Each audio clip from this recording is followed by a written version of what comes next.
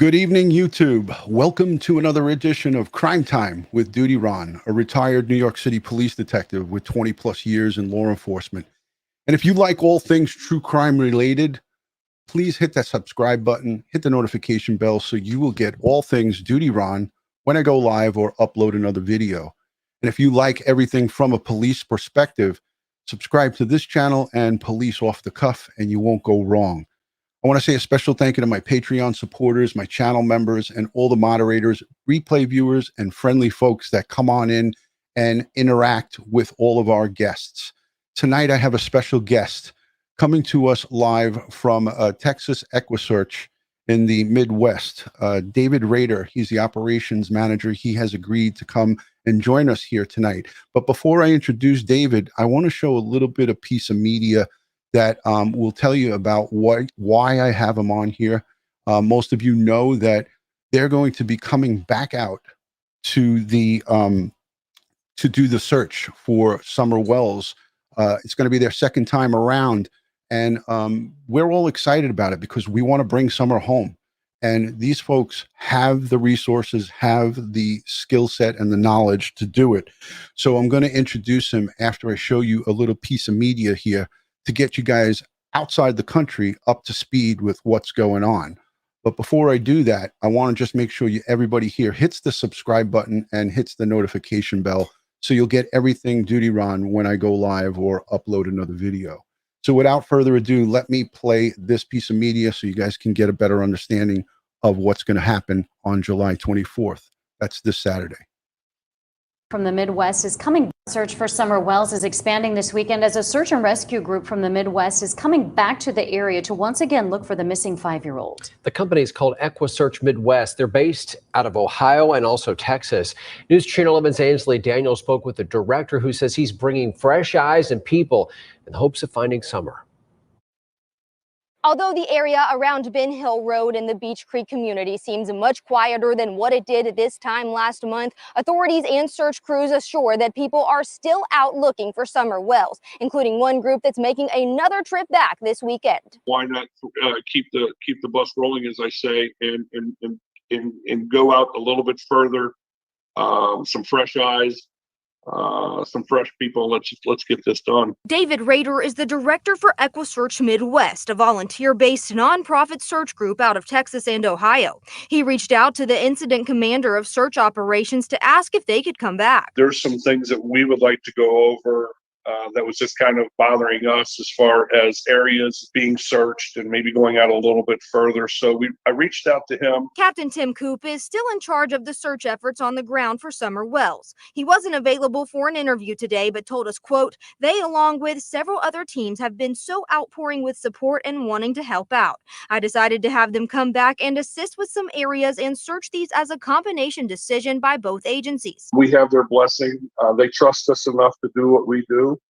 And hopefully we'll have success. Rader stresses the importance of the public not being involved in the search and not disclosing exact locations of search crews, not only because of safety due to the terrain, but also because it could hinder the investigation. We can't have people stating that we were on this road at this specific spot, because then at that point in time when we mark it off that nothing's there, it's a possibility somebody could move her or evidence to that area. And it's already been marked off as search, so we don't go back to it. That sentiment, something echoed by the agents with the TBI leading the investigation. There could be a criminal aspect and something happened to her. And in order for us to work that investigation, there are just some things that we're not able to share with the public. Rader says his group will begin searching at 8 a.m. on Saturday, and they will be going over some areas that they've already looked at, as well as areas even further out. In the Beach Creek community, Ainsley Daniel, News Channel 11.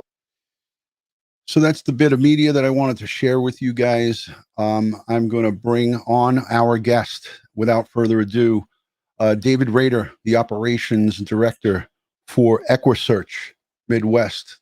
Thank you so much. You got to thank you. Thank you, Dave, for joining. It's a pleasure to have you. Just got to hit it once. There you go. You're good. We good? Yep. Yep. I appreciate you having me on. Thank you. Yeah, you know, Dave, it's such an important thing that's tugging at everyone's heart, this search for Summer Wells. It's started out as a local story, and it's worked its way across the United States, and now is an international story. We have folks from South America, South Africa, we have New Zealand, Australia, the UK. So, I mean, all eyes are on this, and this small the Spring Creek, Beach Creek neighborhood over in Rogersville, Tennessee, it's like nothing they've ever seen before. But we're talking about a little innocent 5-year-old kid that has just virtually vanished. And I wanted to bring you on to talk about the great work that EquuSearch has done in the past and now is doing here. Would you tell the folks what the mission statement is for Saturday coming up?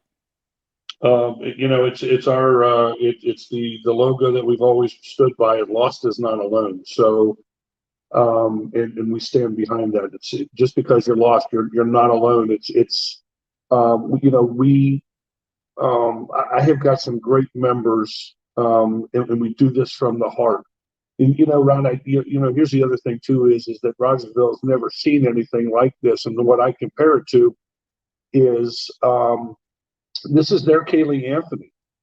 This is their little 5-year-old child that's missing, and it's part of them, and that's what makes this so, you know, so special is that it's, you know, somebody that is so innocent, and needlessly that you know something has happened to this little girl, and we need to find her, and find out, you know, what exactly went down that day. Yeah, you know, and the funny part about it is that, you know, there's so much chatter on the internet, you know, with Facebook and Twitter, and, you know, these are all people who just want an answer. They want to find out, heck, what happened to this girl, and what they're looking for, and rightfully so, they're looking for answers from law enforcement. What does EquuSearch have to offer that law enforcement search and rescue teams do not have to offer? That's a common question that folks are asking. You know, the whole thing is that, you know, law enforcement wasn't designed to do what we do in the woods. Law enforcement is designed to do the investigation end of this. And this is where we come into play, is that we try to be a hand in glove scenario for law enforcement while they're on the ground, beating the bushes and getting the pertinent information. For us to go out and check specific areas, we're basically their eyes and their boots on the ground and covering those said areas. I mean, you know, we know how times are so tough, and you know the budgets and everything. They don't have the manpower. Matter of fact, if you're looking at Hawkins County Sheriff's Office right now, along with their EMA down there, they're going to have a hard time not justifying, but I mean, trying to come up with the funds to pay the officers that have spent hours upon hours. Right. And you know what? And Dave, I watched that budgetary meeting. I've been watching, and I think most of the people here that are on this case, most of the people that are watching and following closely, that poor sheriff, Ronnie Lawson, went into that budget meeting, and it seemed like he was getting attacked. But the budget coordinators are like saying, well, how are we going to pay for this? But they didn't say that they weren't going to pay for it. They were saying, well, we need to cut certain areas and so I kind of homed in on some of the conversation, and a lot of people were just enraged and were like, oh, how dare they? But the budget people were saying, we're not going to not pay for it, but we got to just figure it out.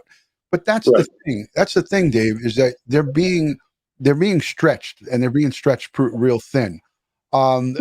You know, this is where an organization like you, which is by all means of, you know, well equipped, but a 501c3 nonprofit, right? Did I get that right? 501. That is correct. Right. We're free. I mean, we're free. We don't charge the family. We don't charge law enforcement. It's a great gig for them. To be able to reach out to us and utilize what they may not even have. I mean, we got some of the best technology that's on the planet, that they may not have access to either. So, I mean, it's like I said, it's a hand in glove scenario, Rob. Hey, Dave, I want to bring on another special guest that we have here. He is a retired detective sergeant from the Manhattan North Homicide Squad. He's got 27 years in law enforcement, but 16 of those 27 years he spent working major cases and homicides throughout Manhattan in New York City. And Bill Cannon from Police Off the Cuff is joining us here. And the reason I had Bill come on is because he is like a treasure trove of information when it comes to investigations. And I know he's got a lot of questions. Bill, thank you for joining. It's my pleasure. I'm glad to be on the same show with David Rader. You're definitely doing God's work here, and I take off my hat to you. And again, Bill, it's one of those things. We're all in this together. It's not like we're different teams. It's like we just have different, the punting unit, and we got the offense. We're all still on one team, and we're going after the same thing. So I mean, we're all God sent. I mean, let's just put it to you this way: we all have one goal in mind, and that's to find this little girl or whoever. Yeah, 100%. And I picked up on a lot of statistics, like 400 missing persons returned, 400 plus missing persons returned home safely. Okay, that's a feat in itself. 238 plus people who were found by this organization, by EquuSearch, that were deceased, but brought home to their families so they can have closure. Sure. I mean, these folks go out to different countries, Aruba, they've been to Sri Lanka, they've been to Mexico, they've been to Jamaica, the Dominican Republic, Nicaragua. I mean, you guys aren't just servicing the United States, you're international. Correct. Yeah. I mean, wherever we can go to help a family, that's what we'll do. And you brought up Aruba, and I don't want to get off on a tangent, but the cool part about this is that I got to meet Dave Holloway, Natalie Holloway's father, right? And he actually came and helped us on a search, even though that we have not found his daughter.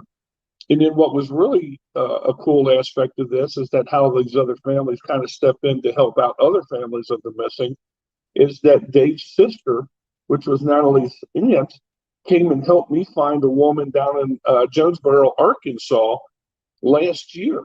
She was part of the search group that, this lady was missing for 2 years, and she helped find this woman. Wow. That's amazing. I mean, that says a lot. I mean, even though that they're going through their tragedy, they put aside their own tragedy to help another family. That's what I'm saying by it's an amazing, again, it's a hand in glove scenario. Everybody works together. It's a beautiful thing when a private organization like yourselves, funded by donations, funded by generous folks who pledge amounts monthly or pledge one-time amounts. And I encourage everyone to look in my description section after this video is over. I'm going to put a link to the PayPal for the David's chapter over in Ohio. It's the Ohio chapter of EquuSearch. You guys call it the Midwest. It's called Equusearch Midwest.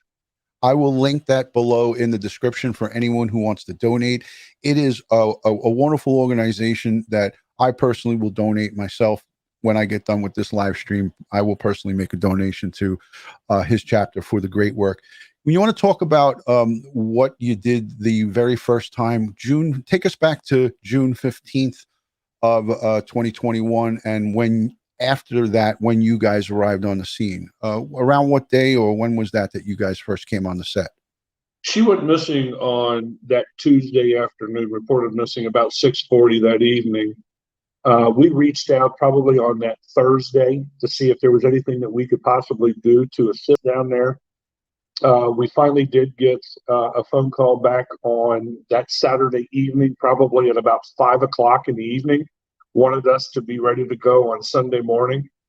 I personally got about 7 of us together on short notice to go down to Rogersville, Tennessee. I was on the ground in a hotel at 11 o'clock that night, ready to go for the next day.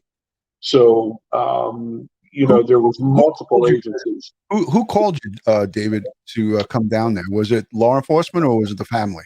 No, the family did not contact us. It was strictly through law enforcement, which was being handled through their emergency manager, the Hawkins County EMA. Okay, so it was like the Timmy Coop, Captain Coop, and that his people. That is correct. Yeah, Tim Coop was headlining this whole dance, we'll call it, and I'll tell you, he did one hell of a job as far as putting a lot of agencies and a lot of manpower on short notice and really covering a boatload of ground. It was incredible. Dave, could you just explain to us and our audience, when you got there, what was the organization like of this search? How was it organized? As who would take what area, who would take another area? What are we going to deploy? We're going to deploy horses. We're going to deploy aviation. We're going to deploy canine. Could you talk a little bit about that? Dave, before you answer, I got to ask a favor of you because it's driving me crazy. Sure. Is there any way you can back up away from the camera, because half of your heads there you go.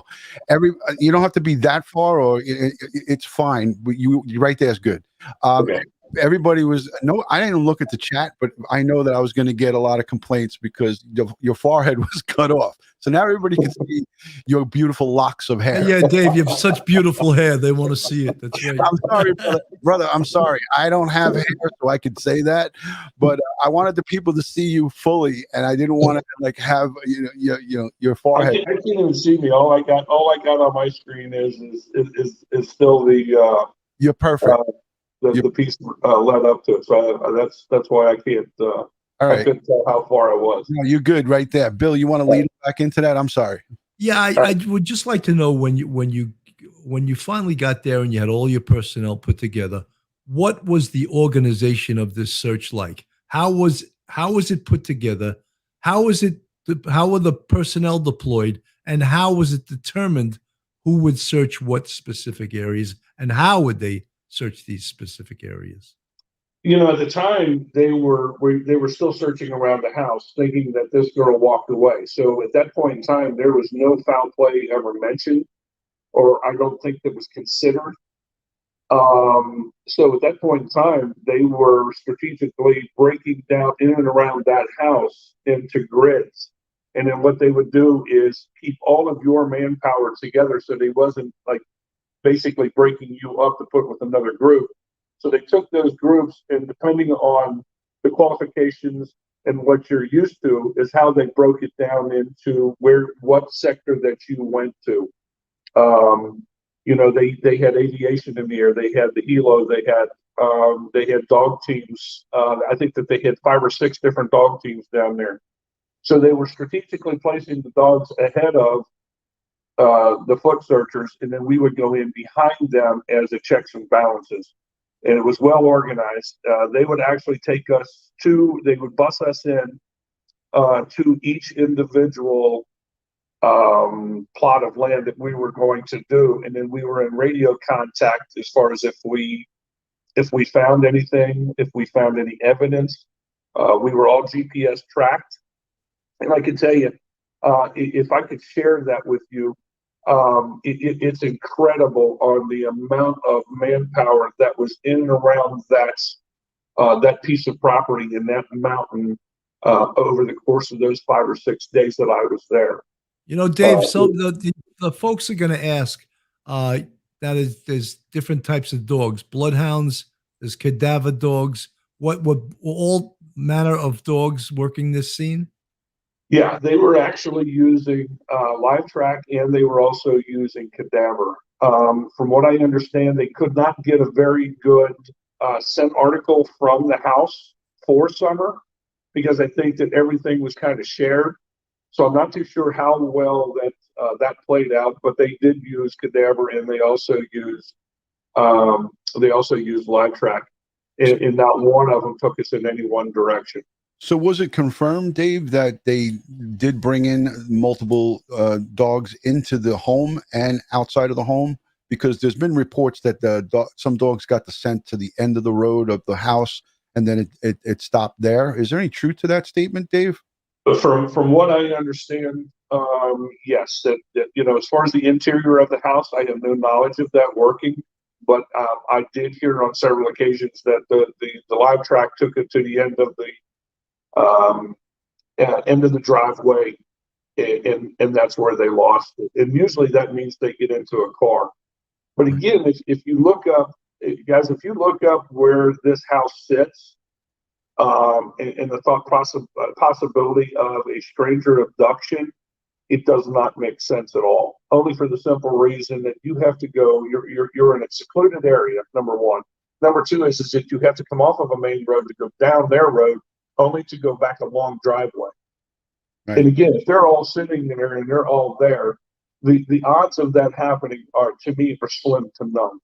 And and Dave, we heard a lot about the family's dogs, and it said there was reported that there was anywhere from 7 to 20 dogs. Can you confirm that? I cannot confirm that. I know that there was a couple of dogs, but as far as that many dogs, I can't confirm that at all. Which that would make it even more difficult for a stranger to come onto the property. Oh, absolutely. Absolutely. And I would think that if she wandered away, I would think one of those dogs would go with her. I'm showing an overview of the property. I don't know if you could see that, Dave, but I'm going to go full screen with it. So you guys could see this is the house right here in the middle of the screen. So I'll bring it down, but this is an overview of the area. And here's the road that led to, that's their road right alongside the 110B. What is it? It's Ben Hill. Ben Hill, right. Ben Hill Road. Yep. With my glasses, I could read up close, but far away, everything gets blurry. This what sucks about age, right? But anyways, so this is the home right here, and quite a bit of trees, bush, heavy bush all around it. And if you pan out, you got random homes up over here to your right, and it's just few and far between of dwellings. So it's mainly some open fields across the way, and then just a concentration of a lot of hills, valleys, and heavy bush. Talk about some of the difficulties of searching that. I mean, on Google Earth, you can't really tell how steep those hills are, but let me tell you from firsthand, a billy goat would have a damn hard time traversing some of these hills that we were on the side of. I mean, they were very treacherous. There was sticker bushes. There was we had sightings of bear. We had a lot of copperheads. We had everything that you could think of. The heat was just incredible. It was taking a toll on the searchers because it was so damn hot. It was like 90 degrees, and people think, well, you're in the shade, you're in the you're undercover. There's no air under there.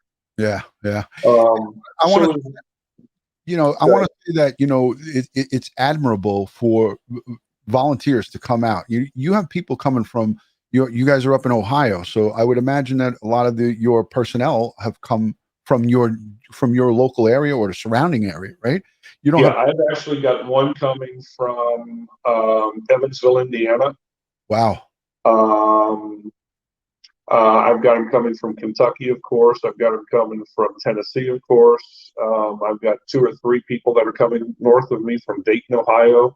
Right. I had somebody reach out from West Virginia. Wow. So your personnel that comes with you. First, I want to say thank you to Denise Spalding for the $100 super chat. Much appreciated. That's going to go and pay it forward. I'm going to send that directly over to Dave's organization. So thank you for that super chat, Denise Spalding. It's $100 going towards the search for Summer Wells. Appreciate that. Thank you to all the members who become channel members. What type of personnel, Dave, that you have? Talk about retired professionals. Do you have retired police? Do you have retired search and rescue pilots? Talk about some of those folks that come aboard with the organization. We have so many different diverse individuals from different backgrounds. We just have a new member today that's in the mining industry that has a plethora of tools that we could reach out to I've got some of the best technology that there is on the planet as far as drones. Some of these drones are $35,000, $40,000 that has near FLIR on, or near infrared, I'm sorry.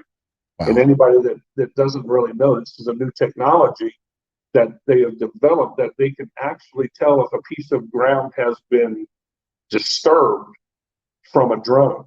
That's unheard of. So if we're looking for a grave, it could possibly be we could fly an area and this infrared would be able to tell us if dirt has been turned over or moved in any different way. Wow. And that's detrimental only for the simple reason that instead of having a whole team go and check that anomaly out, we now can just sit there and send one or two persons to that because it's GPS marked, and that we can sit there and check out and see if it is a grave or it's something else. We've got in underwater, we have a remote controlled sonar unit. So instead of putting divers in the water for cars, bodies, I can literally take this, deploy it within 15, 20 minutes, and I can tell you exactly what's in the bottom of that retention pond or small lake. Now, let me ask you, I don't mean to cut you off because you were pretty much finished with that. But when we look at guys like there's a channel here that has like 1 million subscribers, it's called Adventures with Purpose. Yep. So Jared and his partner, Sam, go out, and there's another guy with them now. They go out, and I've seen them like with a trolling boat, like a trolling motor boat, and then they have that sonar equipment. Is that what it takes to go and scan, or can you do it from like can you do it from a drone or a helicopter? Or no, it's actually from the shore. So all I have to do is take it out of my truck, throw it in, scan it, bring it back, put the SD card in the computer, and I can tell you exactly what's in that and I'm not even leaving the area. So I can do smaller retention ponds to where the Adventures with Purpose, they're more of the larger lakes. They actually work with a team out of St. Louis, Team Waters, WATTERS. They have helped them tremendous. And Dennis and Tammy are probably one of the best in the water business as far as they have, I think, over 105 bodies recovered to date. Wow. And So, you have them on board with you? I have them on board, yes, sir. Dave, I want to ask you, to me, a very pertinent question, and you sort of touched upon it almost unintentionally. You said that if she had walked out and actually walked down the road, that the dogs probably would have found her. So I'm just going to ask you: do you think that the story told by Candace is plausible? No. I think something. I really like that. You're not an investigator, but based on you're coming from a different discipline, and that is deductive reasoning at its best. Yeah. And David, did you say 100% no? I don't think that it's plausible that she wandered off and nobody could not with the amount of individuals that we had covering that mountain. And especially after day 4, when I got there, and the amount of people that surrounded that, it's almost like it just was a noose and it was just tightening up. There's no way she could have got out of that first circle without being spotted. And especially when you got a helo with FLIR on it. Now all of a sudden you have to also remember, guys, that this little girl after day 4 has not had any water, has not had any nourishment. She's in dire straits at this point in time. So her movements are going to be slow, if not non-existent. So she's not even going to be a moving target at that point in time. And for 1,000 people to sit there and literally not find this girl within the confines of that circle, I ain't buying it. Thank you. Let's talk about the first 48 hours. How important is that? I think the first hour is detrimental. 48. I mean, a lot can happen in 48 hours. Right. And the way I think of things, guys, and again, I don't want to piss nobody off or jump a bandwagon, but here's my thought process on all of this across the United States. If you have a missing individual, I think law enforcement should have a search team or something like us. So when that individual goes missing, all hands are on deck, and you put all those resources in there and you saturate. And I think that that's when you're going to have your best success, is within that 24 hours, if not sooner. That's my But that's my but Dave, personal it sounds like you guys were all over that pretty damn quickly. You know, to me, that's how you have like an Alzheimer's patient. And or an you're autistic searching the area according to the information that you received from the complainant, who in this case is her mother, Candace. child. Right. But again, you also have to. My mindset, guys, is I'm also sitting there thinking, what if? So let's not. We got the business at hand, but let's not forget that if this goes south and this does turn criminal, why not look at both avenues at the same time? Let's go out and start looking. Here's my thing, is that for every second of every minute of every hour of every day, we are losing vital evidence either on that body or through other means. Right. And that's what's so important, is to get as many people on the ground and find this individual so you can preserve that evidence. You know, and I thought what was really impressive about the 238 plus remains or folks recovered and brought back to their families, I want to just emphasize, never in one of these cases was the evidence compromised. Absolutely not. Meaning, was a crime scene tainted by someone inadvertently picking up a recovered body part or moving a decedent. These guys are professionals and they know what they're doing. Correct. I tip my cap to you big time, because these things are just so important. And I want to just also ask you, and I don't know if you have this information, because here's another thing that's swirling amongst true crime enthusiasts. And I love my true crime enthusiasts. I love the people who pick your brain apart, that ask you the tough questions. There's a thing swirling about Summer Wells, that she was a special needs, that she was nonverbal, and that she was a special needs. This is just a thing that I've heard people speaking about. I have not heard law enforcement once, because when an Amber Alert goes out, or if there's a search, Bill and I know from searching for thousands upon thousands of missings, if it's a special category, we call it special category. If it's somebody with, that's Alzheimer's, that's, nonverbal, that's autism, it is immediately transmitted, because they want everybody to know. Do you have anything on that, Dave, for us? No, I never once heard that girl had any kind of special needs or wants. No, there was nothing to my knowledge. No. Right. And it was never conveyed to me. Yeah, law enforcement would convey that to you, obviously, because you've done hundreds of these searches, right? Absolutely. Yeah, that would be, well, I just did a case 3 years ago down in Tennessee, baby Joe Daniels. He was a special needs. He was 5 years old. Supposedly the father did it. He confessed to doing it. He just got charged with it. We still have yet to recover his body. But he was an autistic child. And 9 times out of 10, when an autistic, and you guys can probably confirm this also, is when you have an autistic child, they always gravitate towards water. Always. It's almost there is no fear. Yeah. And there was two ponds, good-sized ponds by this child's house, and I think that he would have went to that, and it never did. So, but no, it was never conveyed to us that this child had any kind of special needs. Thank you for that, Dave. I just had to ask you, because so many people send me messages about it, and I see people speaking about it.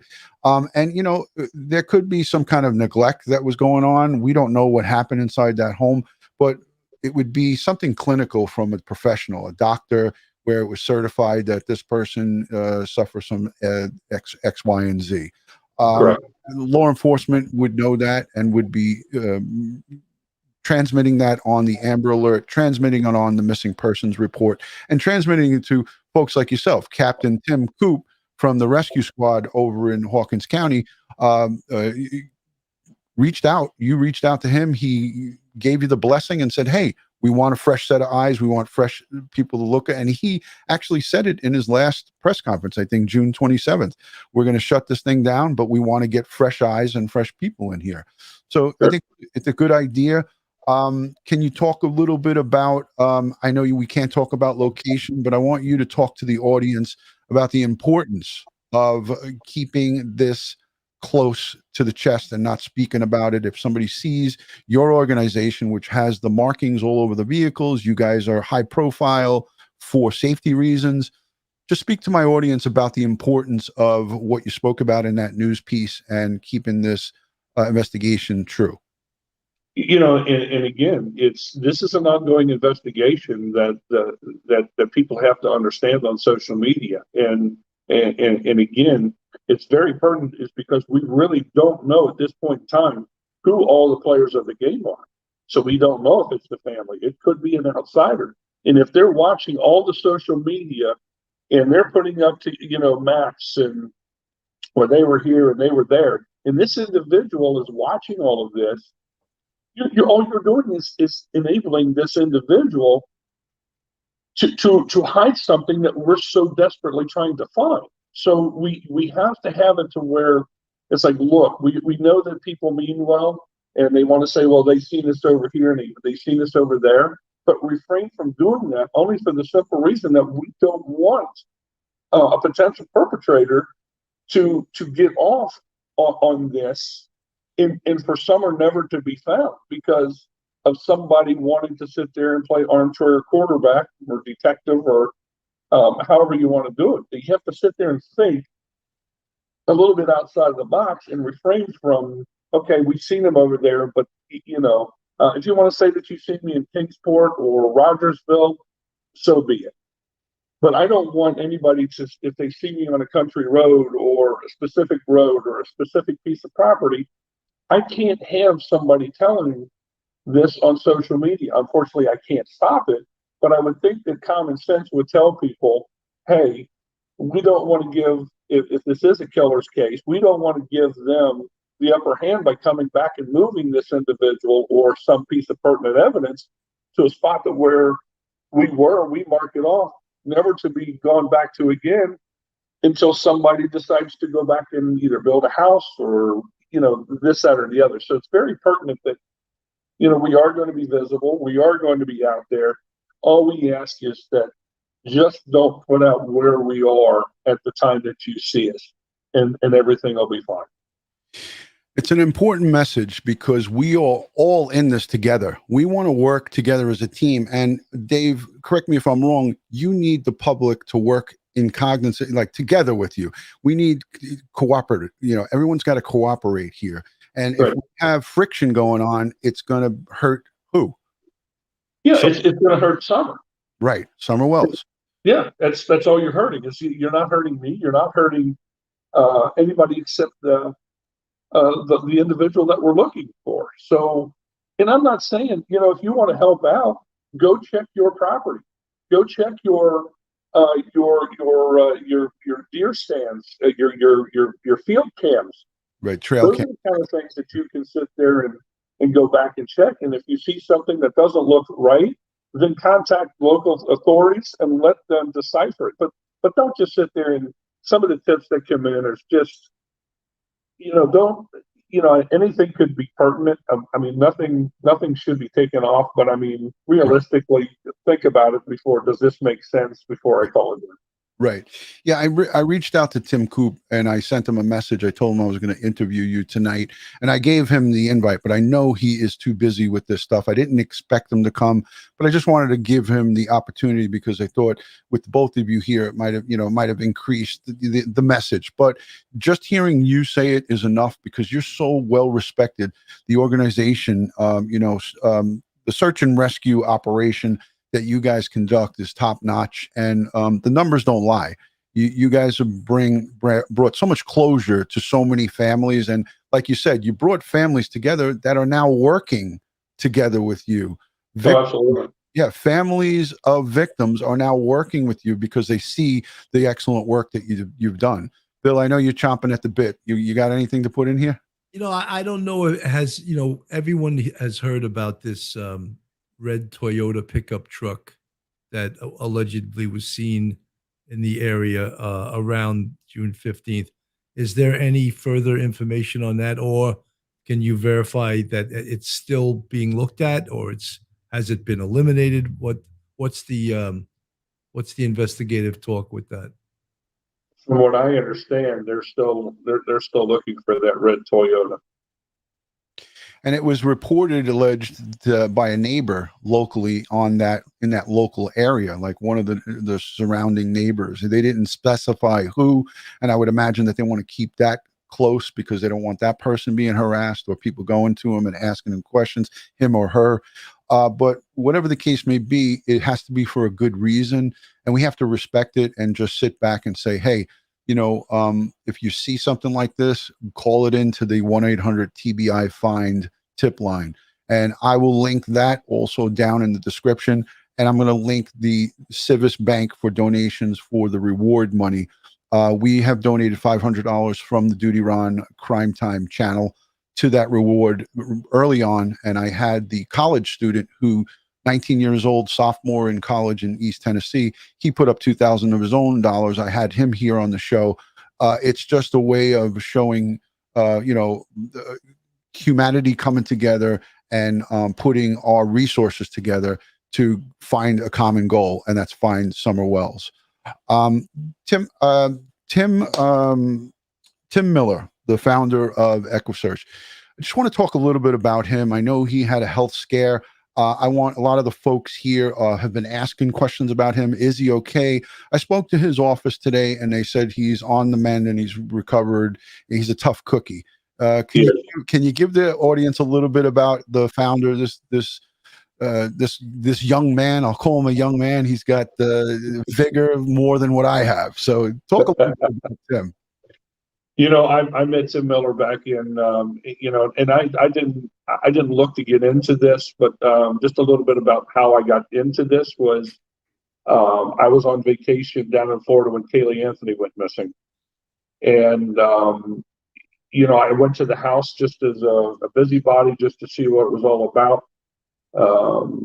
And when I sat across the house, across the street from the house, and watched George Anthony clean a cooler for 45 minutes while his granddaughter was missing.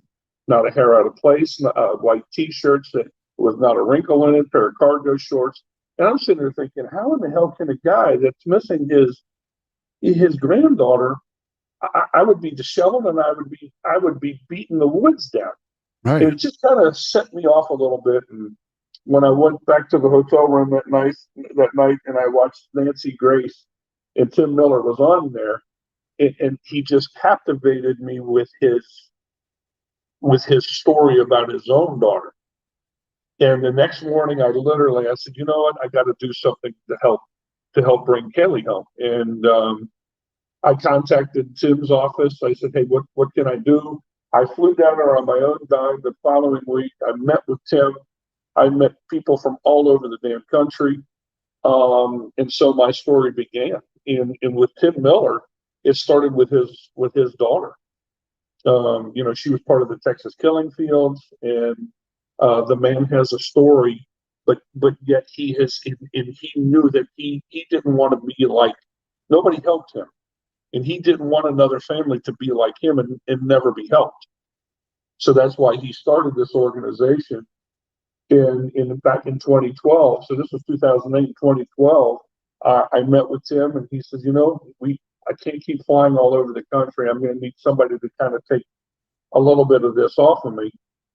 I stepped up to the plate, and I created the Ohio chapter, and then the Ohio chapter turned out to be the Ohio, Indiana, Kentucky.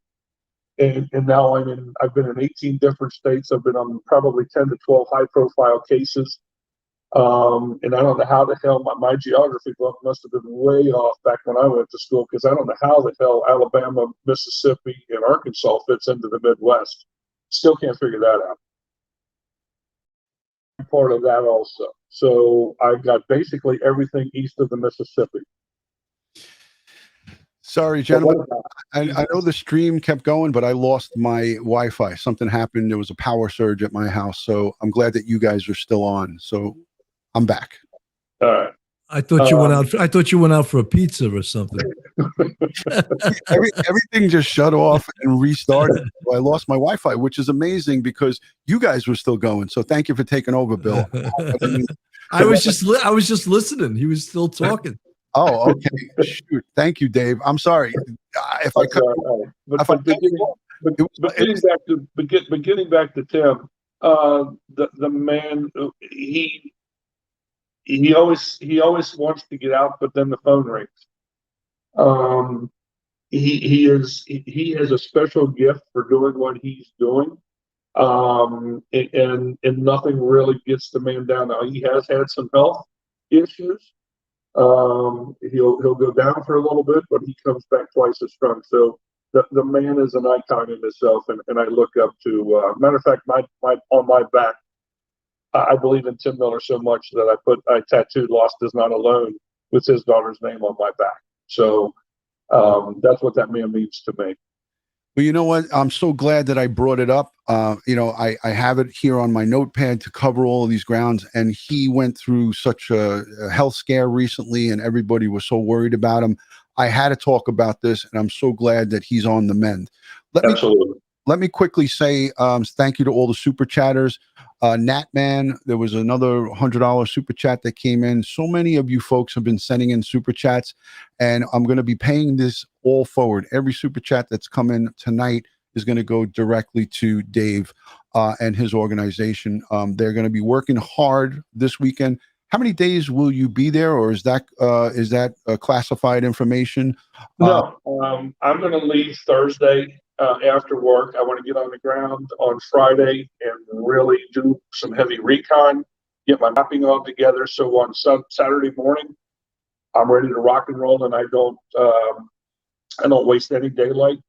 And then we'll probably take, if we don't get everything done that we want to succeed with, then we'll go into Sunday.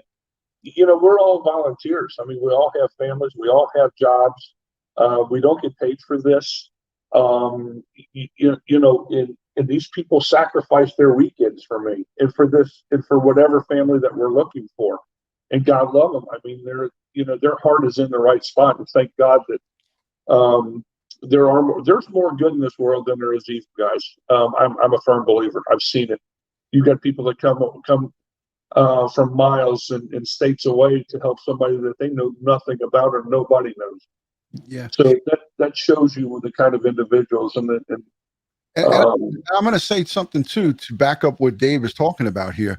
I reached out to him today. I called him, and he didn't answer my call, but he called me back because us folks, we in the law enforcement and in the field he's in, he gets so many calls. If he doesn't recognize the call, he's like, I'll get back to that person. So he got back to me after I left the message, but we both were sitting at work, me and him. So, yep.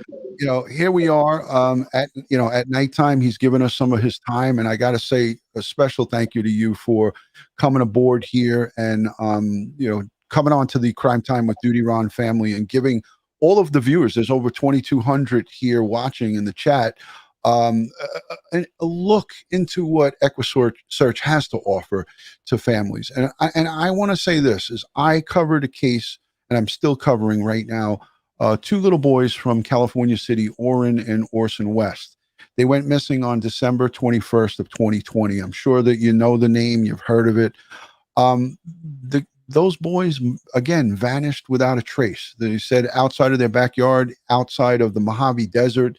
And Dave, we have no answers going in 200 plus days of these boys being missing. I would say, I know you need to be reached out by the family or law enforcement. I say to that family, this is a great resource here to reach out to.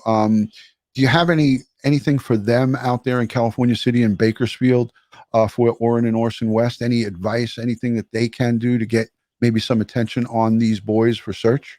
Just never give up and just keep pounding. And again, it just may not tie into what you're saying, but I think it does. But how can one or two persons know what 1,000 can't find? It's the worst game of hide and seek that you could ever play. And my goal is that I never give up. If there's even an inkling, I'll go back and do it again and again and again and just keep doing it. Right. It's never give up. There's got to be answers. They've got to be somewhere. And you hope to God that somebody would just grow a heart and say, this is what happened. Right. But until then, we continue to search. And I would tell that family, keep reaching out to law enforcement, keep reaching out to the media, places, that you can get the word out in those boys' names. Even you, Ron, just you mentioning this, the 2,200 people. Right. I say, Dave, is that like they are, it's almost like they've been forgotten in a sense because of the time that's gone by. I sponsor a digital billboard for them on Highway 99 in Bakersfield. That's, quite a bit of resources, and it comes in from my generous donors from the viewers. We put up $4,000 in reward money for those boys because here's a 3 and a 4-year-old. Now they're 4 and going on 5. And they just vanished. And the parent's story, again, just like this one, don't make sense. It doesn't jive. No. Is there a chapter in that Southern California district of EquuSearch, or is that off the grid for you guys? No, I mean, nothing's off the grid. It's just that we don't have a chapter. We basically, my chapter and the original down in Texas are the only 2 chapters that we have. Now there is people down in Florida, and I've got people in every single state that I've been to, and I build up a Rolodex of my, everybody that I come in contact with. So when I go back, if I ever have to go back into a certain specific area or state, I've already got those individuals already lined up and ready to rock and roll through my Rolodex. So. We don't have anybody out there, but again, if there's ever something that comes up to where we could put one of our something of our technology to good use, we will absolutely do that. Not a problem. Let me ask you, when this is all said and done, and you guys are doing your thing after this live stream's over, and maybe in the days next week or whatever. Maybe you and I can have a conversation about that case and any help that we could give to that family. I know that if it can be done, I know you will. And Absolutely. Would you be agreeing to talk with me about that on the side? Absolutely, without a doubt. Anything that I can do to help anybody, Ron, I will absolutely do that. Thank you, brother. I appreciate it. Bill, you got something? Yeah, I do have something, Dave. Maybe you could just touch upon how some of the investigative steps that they have taken have maybe bore some fruit and maybe narrowed down the areas that you have to search, because they've done things like cell phone towers. I would think they've done warrants on their computers. We talked about something called geofencing it's very, what it is. It's very high tech. Have any of those investigative steps they've taken narrowed down the search that you have to do? I don't know that part of the investigation. All I know is that they've done a 3-mile grid. And again, Bill, you know it as well as I do, because things got out of the bag as far as on what phones can do. These guys are getting, if you want to commit a crime, they tell you they're not going to take their phone. It's leaving a digital footprint everywhere that they go. Now that they'll use a burner phone or something like that. Yeah. I mean, I still think that some shit shouldn't be out there. They shouldn't tell you what a car can do or what a phone can do. Right. Keep that close to the vest for law enforcement. And I would think that, a lot of these cases would have been solved, but the problem is that it's got out there and people have blurted it out, and now the killers are getting wise on, well, I'm not going to take my phone. I'll just, sometimes law enforcement, we could be our own worst enemy by revealing some of these. I don't even think it's law enforcement. I just think that people can kind of figure it out and read between the lines. I mean, hell, look at the damn TV shows. that's out there, and they're showing this. I mean, Yeah, I do. all they're doing is giving. I think they give away too much, and what you gentlemen are talking about, it gives a little bit too much of an advantage to the bad guys. Yeah. I wanted to ask you quickly before I forgot, because I got a whole listen. I'm sparing you because I have 3 pages of this. I'm only condensing it to 1 page. So I still got 27% on my phone. So however long you want me to talk, I'm right here with you. I love it, brother. Thank you so much, Dave. You're the best. Captain Tim Cook, we already know that you have talked with him. He is the search and rescue guy, right? Sheriff Ronnie Lawson, any communication with him about the case? Not that I want you to speak about it, but any communication from Sheriff? No, what I did was I reached out to, because there was a chain of command. Right. And again, Ronnie has a lot on his plate. Oh, yeah. That's why I reached out to Coop, and I said, this is where I want to go. This is what I want to do. So we have a checks and balances that he will get mapping when I'm finished, and then he will share that with TBI, FBI, and also with Ronnie, with his sheriff's department. And let me say, Ronnie has got some fantastic individuals on that. It's a small department, but I'll tell you what, boy, did they sit there and welcome us with open arms. That's awesome. And a small town sheriff like that is not used to seeing a case on this grand stage like this. No. Do you got an idea of how many members? Because I've looked high and low and I can't find anything about, do they have 20, 30 sheriffs, or is it smaller? Is it like 3, 4? I think that they're up around 30 to 40 from what I was told. So I think he's kind of, I mean, it's a small county. It's Hawkins. Yeah. Hawkins County. Yeah. Yeah, so 30 or 40, and you got so much ground to cover. It's a tough on-taking.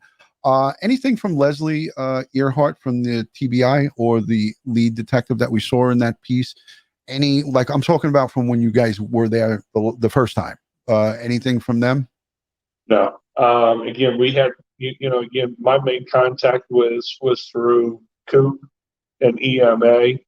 And then they would filter it into the investigation end of what we covered. So it was, like I said, it was a well-oiled machine, from, in all law enforcement agencies, the whole, everybody, the FBI, TBI, Hawkins County, they all sat down every single day and was communicating with each other what they had. So then we knew what the next step was going to do and how we were going to attack it. I was very impressed with the question. Bill and I spoke about this before you showed up in the green room while we were preparing for the show. I was impressed by your answer to what Bill asked you. He asked about what was the structure of when you arrived on the set the first time. Was it chaos?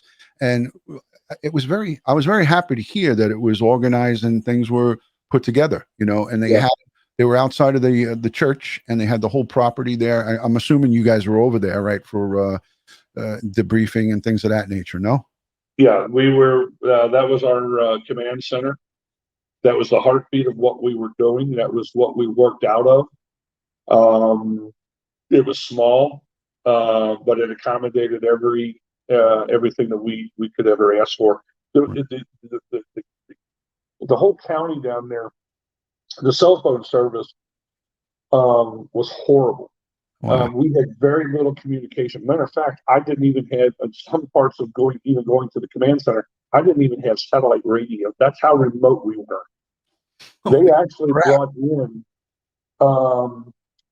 portable boosters from AT&T and Verizon, portable boosters, and set it on the command center's parking lot in order for us to just be able to kind of get out a little bit further. Wow. So that's how remote that we truly were. So you were working UHF or VHF? VHF is for short distance. You were using probably UHF to communicate. Yeah, we were using police and fire channels, Right. And then we would go to the private channels, and so media couldn't, in case something was found, we had checks and balances as far as codes that we used. Excellent. I want I want to say thank you to everyone also to the continuation of the super chat, retired Sergeant Melinda, the interview room, Chris McDonough, who else? Suzanne Fortier, $50. Marie, thank you. God bless you all, and bring Suzanne, bring Summer home. Thank you, Gretchen W. Blue, for the $20 super chat. I'm trying to get all of these out of the way. Above and Beyond Ancestors Readings says $100 super chat for the search team. Thank you for all you do and do for the voiceless.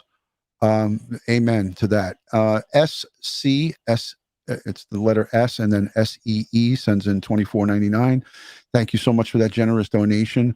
Another one coming in right now, La D Doodles says $50 super chat and stickers for this live is being donated to EquuSearch in their efforts for recovering Summer. Correct. That is correct. If not, how can I donate? You can donate directly to them. Here, super chats, 30% gets taken by YouTube. If you go directly down in the description, I'm going to link their PayPal.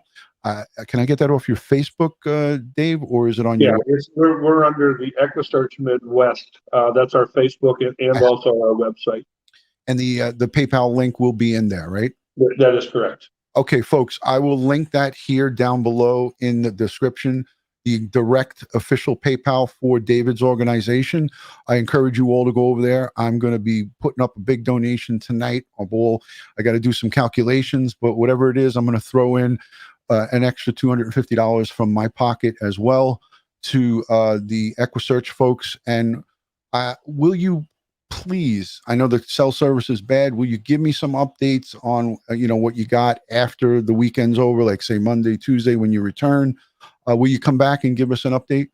Absolutely. I would love to do that. That's only fair. And again, you're more than welcome. You've got my cell phone, Ron. If you want to call me on Saturday night, I can kind of give you an update. You're not going to bother me one bit. Love to hear from you. Awesome. So anytime that you want to chat with me, you just ring my number. I appreciate that tremendously, because we're trying to keep everybody that is got their heart in this case. We want to keep them with valid information, but we also want to keep you guys safe. And it's such an on-taking that, you don't need to be looking over your shoulder and worrying about, hey, the good things that I'm doing, is it now going to be going to, on the wayside? So again, I'm going to emphasize here, along with David Rader, the information that if you're down there in the area of Rogersville, Tennessee, Hawkins County, wherever these folks are doing, if you see EquuSearch, don't take screenshots of it. Don't post it onto social media, because if you're doing that, you're helping the bad guys. So I ask you, I beg you, actually, please hold it to yourself. Wait until they're done with their searching. And then at a later date, maybe in a month from now or whatever, if you want to post it and say, hey, they did a great job, that's okay. But for the time being, David is asking everybody to hold off on posting anything and any photos of these folks doing God's work on social media. Is that correct, Dave? That is correct. That was, I couldn't have put it any better, Ron. Excellent. And if you would do me a favor, when you see Coop, tell him the guy Dutyron, he's a good guy that's been reaching out to him to get back to me and give me an interview. I want him to come on to talk. I'm going to tell him you missed the boat. Yeah. He missed the boat on this one. We had over 2,400 people live watching. There's still 2,200, 2,100 here in the chat. Bill, you have any final words for Dave? Because I got to let him go. He's probably. Yeah, I just have one question, and maybe it's an unfair question, and if you don't want to answer it, that's fine. But gut feeling, you think you're going to recover Summer? I pray to God that Bill. That's a tough question.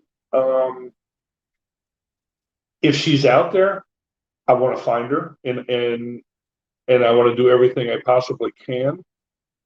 But then on the other hand, on the other end of the sword, you sit there and you think, well, if she was abducted or given away or whatever, and she's still walking amongst us, that would be the best case scenario. And the reason that I say things like that is because you have to look at J.C. Dugard after 29 years. You have to look at Elizabeth Smart after, 9 months. Anything's possible. We know where the hell this little girl isn't. I mean, we covered enough ground. We know where the hell she's not. Now we just have to keep expanding this circle until it just doesn't make any more sense. If that makes any sense. You know, But something do I hope to recover her if she's out there?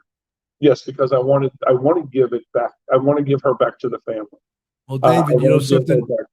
I think you answered that question much better than I thought you could have possibly answered. And you're right. If she could be recovered alive, you know, which there is always a possibility, but you know, in this case, we all know the facts, and as you said early on, it doesn't make sense.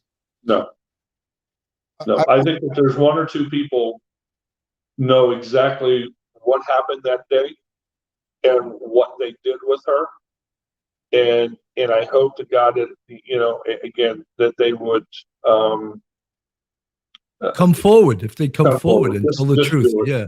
Yeah. And there's the 1-800 TBI-FIND tip line. You can leave an anonymous tip, or you can leave it on the email. I'll link the TBI's email and the 800 number where you can call and leave any kind of message. If you see something or if you know something, say something. Dave, I'm going to ask quickly in the chat, because I got to be fair to my folks who've donated quite a bit of money here tonight, and they are definitely sending a lot of great questions. If anybody has any questions in the chat, please send it through the chat. I will highlight it. It doesn't have to be super chat. You could just put some questions and I'll take a quick peek at it.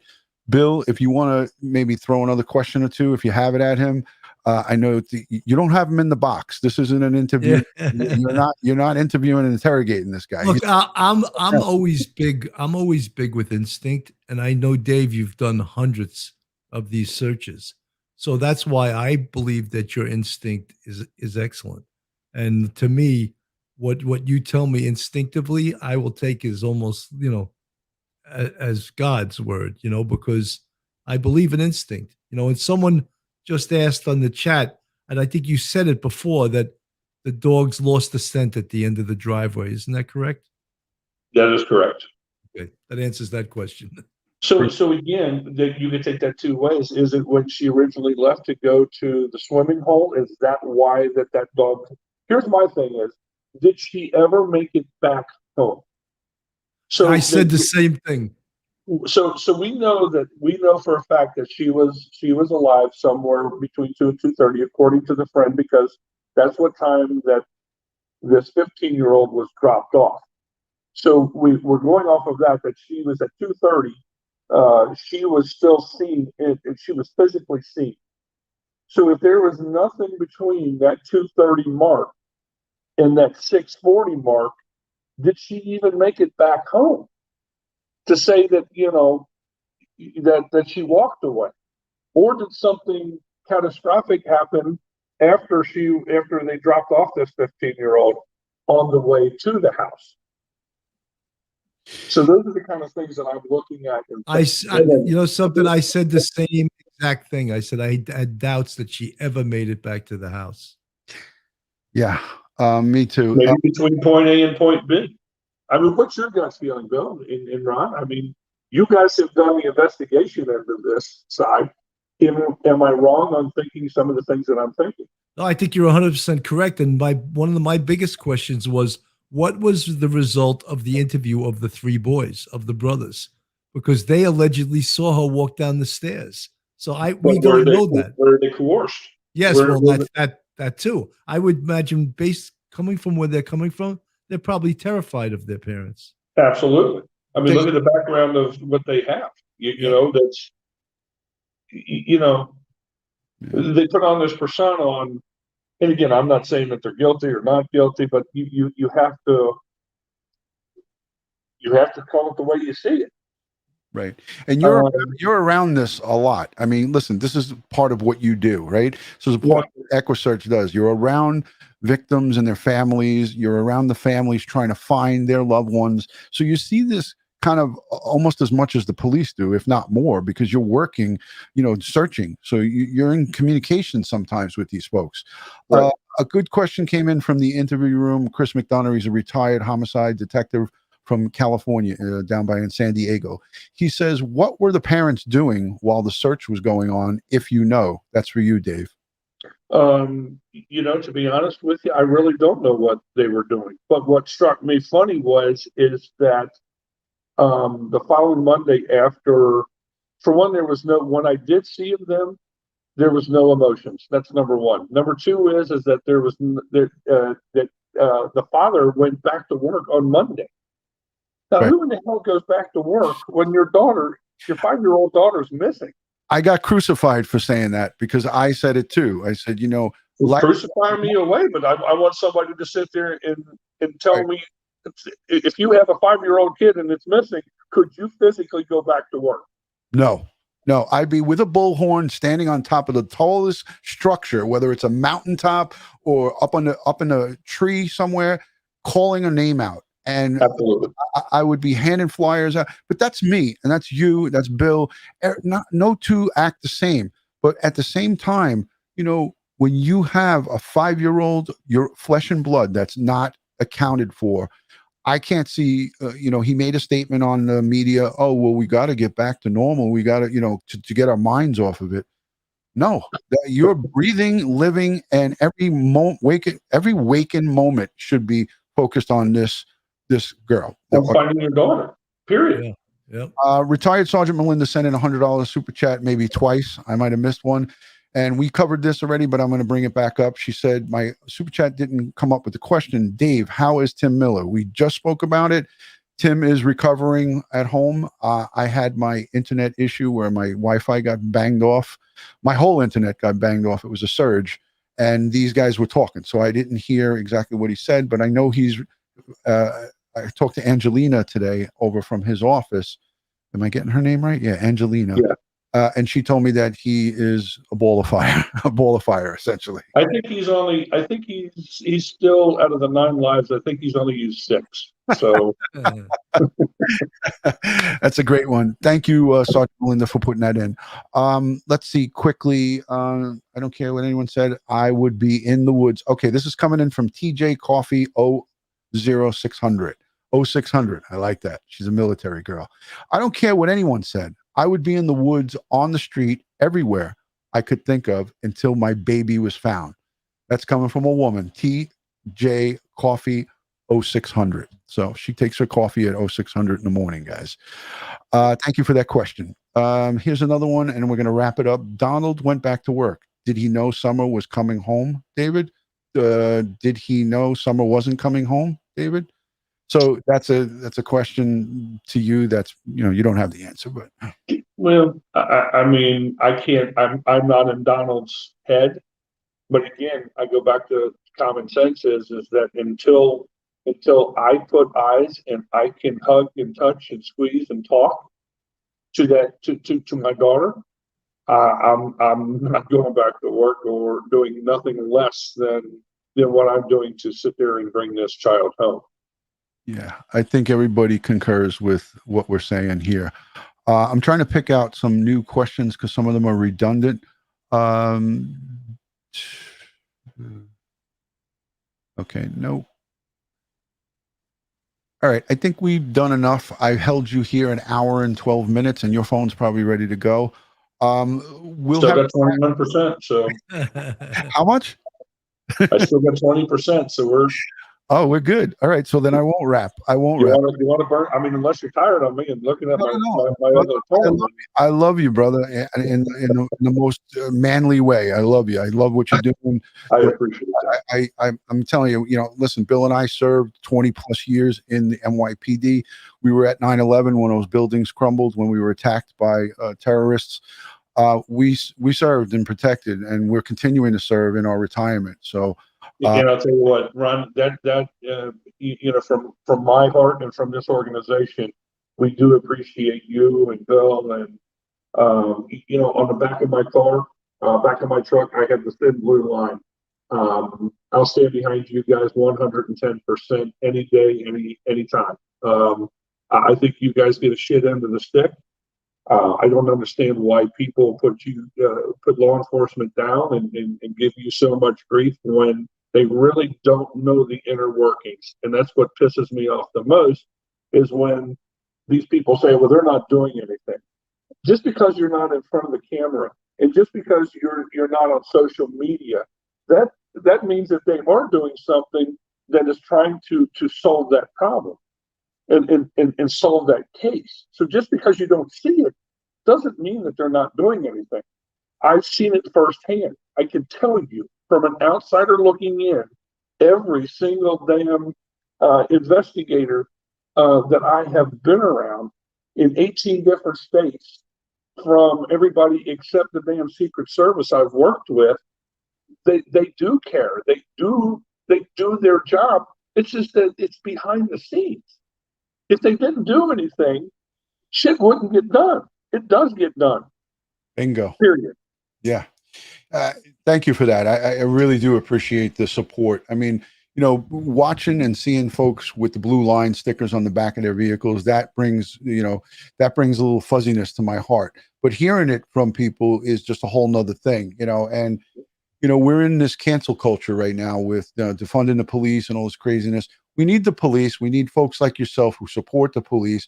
Your organization has a lot of police retirees that donate their time to Absolutely. searching for our missing loved ones. Not just kids, any human being that goes missing, they're out there giving their time. And that's a testament to the oath that they take to protect and serve the communities that they live. Absolutely. And they help one another. Here's a great thing is that I've worked on a couple of cases now, one in Alabama, that this guy is wonderful with cell phone technology. And all I have to do is call this man up, and he'll drop everything and say, you know, hey Ron, can you get me what do you think about if I get you the cell phone things? Can you track these for me? He'll do it in a minute. Yeah. Not even a hiccup. I've got other detectives that I've worked with. Hey Dave, seen you doing this. Great job. If you need anything, if I can get you any information, you just let me know. That's what this is all about. It's working hand in hand with each other. Period. You know, Dave, if you looked at the building collapse in Miami and you saw those rescue people from Israel come, they were sleeping on the ground at night. Yeah. I mean, there's a selfless person, and they're all cut out of the same cloth. These people, you know. And it reminds me of our World Trade Center, where we were sleeping on grates. We were sleeping in the stock exchange, and it was just all World Trade Center stuff throughout. I cannot even imagine. I can't even sit there and think of how that must have been. I watch it. I rewatch it. But you guys lived this. You lived it. You experienced it. I'll give you an idea of what the insanity was. 11 p.m. the night of the attack. Okay, everything was down. Everything was, you know, dark. I walked out of the stock exchange after fully washing my face off, like for the 20th time, in full uniform. And I walked out and I saw like an Abrams tank coming down past the stock exchange, an army tank. I was like, and you know, fire department trucks were still burning. The building was still burning. You know, the rubble and debris was 200 feet high. You couldn't even get close to the site because the heat was so hot. So that's about all I'll go into. And I'll say the collapse in Miami brought back some really horrible memories for me. And I didn't even cover it because I didn't even have the drive to cover it. It just sunk me when I saw it because it just made me think of the World Trade Center. Lisa Lee puts up a great question, and I wanted to ask you this. It was one of my questions on my notepad. So thank you, Lisa Lee, for the question. Did he mention why the brothers are still in the home? So I wanted to ask you, Dave, is it your, you know, you work with so many families, okay? A 5-year-old kid goes missing and there's 3 other children there, aging from, you know, young to young teenage, or not even teenage, up to 11 or 12. Would it be safe to say, for argument's sake and for safety, if you don't know what happened to this missing child definitively, removing those children for safety? Have you seen that in the past? You know, unless DCS would come in there and, you know, Child Services would come in there and see something that that would throw up a red flag. I don't know. I don't know that answer. That's a good question, and I don't think I'm qualified to answer that question. But I would think that if there was some sort of abuse or there was proof of abuse, then I think that those kids would have already been. It was more of a question for, because you've seen so many of these cases. I wasn't asking essentially for your professional opinion, like, procedure wise, but have you seen it in the past? Like, okay, our California City boys were 2 went missing, and there was 4 other, 2 biological from the adoptive family, the 2 that were adopted that went missing, and then 2 other adopted kids. They came in there the next day and took all 4 kids because they couldn't answer to the police why definitively what happened. They said kids were outside playing while I was getting wood. I went inside, came back outside, they were gone. Yeah. Do I think that the kids should have been? Yes. Thank you. And this is the only reason why is that there was allegations that she was giving alcohol to a minor, 15 years old. And then if you just watch her interviews, sometimes she don't even know what planet she's on. No, I agree. She seems like she's on drugs and or alcohol or both. Or both. Yeah. I mean, her eyes, good Lord. Again, I didn't think that she even knew her name, but to me, I would think that that's more than enough. That if this was true, and I think that even H's mother admitted that she had given this kid alcohol. To me, I don't know why she's not under arrest for contributing to a minor, but then I would have pulled the other kids, because what are they getting? Sergeant Cannon, I got a question for you. What's the legality of local law enforcement over there asking these parents to submit to a drug test? I mean, they could probably just tell them, F you, I'm not going to do it. No, they can't force them to submit to a drug test, but you got to also remember, Don has a extensive criminal history. I don't know whether he's under the supervision of the criminal justice system, but certainly I could go into that house, and based upon her interview, and I could inspect the house, I would remove those kids, because she appears to be intoxicated all the time, and just the incident that occurred. Yeah. You weren't watching your kid, and the story sucks. Yeah. So I'm removing the kids, The story's horrible. The story stinks to high heavens.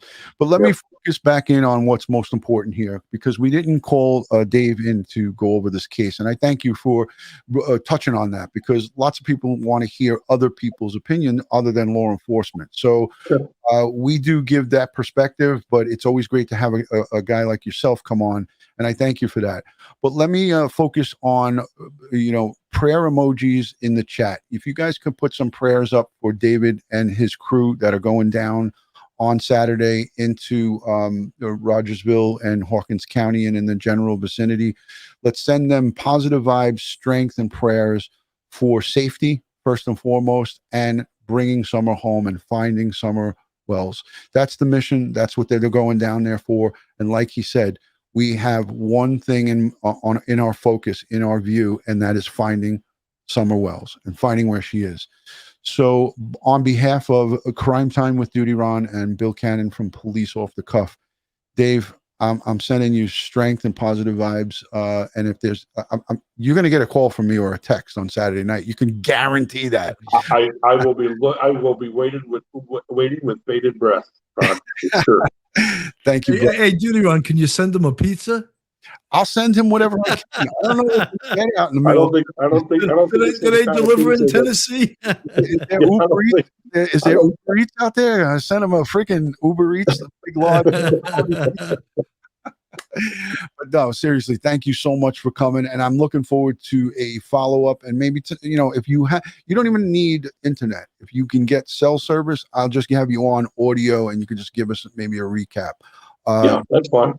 Go down there, kick ass, shake up the tree, and I'm hoping for a successful.